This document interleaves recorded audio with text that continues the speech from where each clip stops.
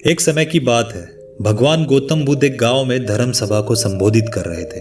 लोग अपनी विभिन्न विभिन्न परेशानियां लेकर उनके पास जाते और उसका हल लेकर खुशी खुशी वहां से लौट आते।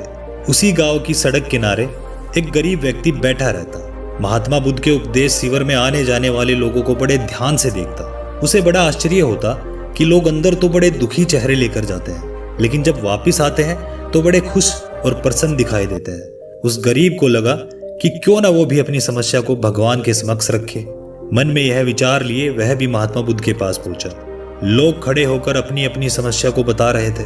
जब उसकी बारी आई तो उसने सबसे पहले महात्मा बुद्ध को प्रणाम किया और फिर कहा, भगवान, इस गांव में लगभग सभी लोग खुश और समृद्ध हैं, फिर मैं ही क्यों गरीब हूँ। इस पर उन्होंने मुस्कुराते हुए कहा, तुम गरीब और निर्धन इसलिए हो क्योंकि तुमने आज तक किसी को कुछ दिया ही नहीं। इस पर वह गरीब व्यक्ति बड़ा आश्चर्यचकित हुआ और बोला, भगवान, मेरे पास भला दूसरों को देने के लिए क्या होगा। मेरा तो खुद का गुजारा बड़ी मुश्किल से हो पाता है। लोगों से भीख मांगकर अपना पेट भरता हूँ। भगवान बुद्ध कुछ देर शांत रहे, फिर बोले, तुम बड़े अज्ञानी हो।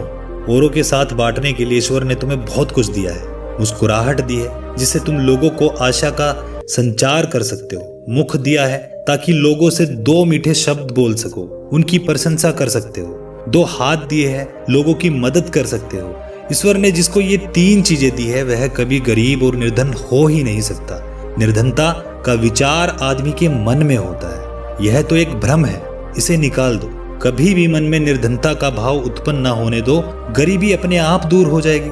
भगवान बुद्ध का यह संदेश सुनकर उस आदमी का चेहरा चमक उठा और उसने इस उपदेश को अपने जीवन में उतारा, जिससे वह फिर कभी दुखी नहीं हुआ।